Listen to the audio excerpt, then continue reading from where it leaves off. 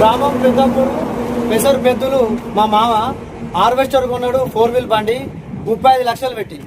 ఇది కొన్నప్పటి నుండి ఇప్పటి వరకు ప్రతి 100 గంటలకు ఒకసారి క్లచ్ పేడు రిలీజ్ బేరింగ్ పోతుంది. ఇది పోయినప్పుడల్లా హార్వెస్టర్ ఆగుతుంది, ఆగినప్పుడల్లా రైతులతో బాగా ఇబ్బంది అవుతుంది, చాలా సార్లు నష్టం అవుతుంది. ఇదేంది అని చెప్పి అడిగితే ఒకసారి వేసిర్రు, 2 సార్లు వేసిర్రు, 3 సార్లు వేసిర్రు, 8 సార్లు డబ్బులు తీసుకున్నారు. 8 సార్లు వేసిర్రు. ఈ క్లచ్ పేడు ఇక్కడనే పోతుంది అంటారు. వేసినప్పుడల్లా ప్రతి వేసిన ఒక్కసారి క్లచ్ పెడితే 40,000 రూపాయలు.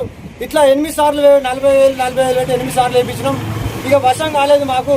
ఈ హార్వెస్టర్ అనేది షోరూమ్కి తీసుకొచ్చి షోరూంలో పెట్టి షోరూమ్కు తాళం వేసిన వాళ్ళు ఎలాంటి రెస్పాన్స్ లేదు. వాళ్ళు దీనికి అసలు ఎందుకు పోతుంది, ఇది క్లచ్ పెట్టి ఎందుకు పోతుంది అన్నది కూడా చెప్తలేరు. ఇట్లనే పోతుంది, మీరు ఇట్లనే వేసుకోవాలంటే ఒక సంవత్సరంలో 10 సార్లు వేసుకుంటే 10 నాళ్ళ 44 లక్షల రూపాయలు ఒక క్లచ్ పెట్టుగా ఇస్తే రైతు ఏం తింటాడు, ఆయనకి ఏం సంపాదిస్తాడు, ఏం డీజిల్ వస్తుంది, ఆయన ఎట్లా బతుకుతాడు? ఇది మాకు న్యాయం జరగాలి ఖచ్చితంగా.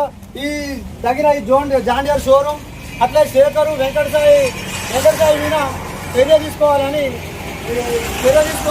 మామూలు న్యాయం చేయాలని కోరుతున్నాం.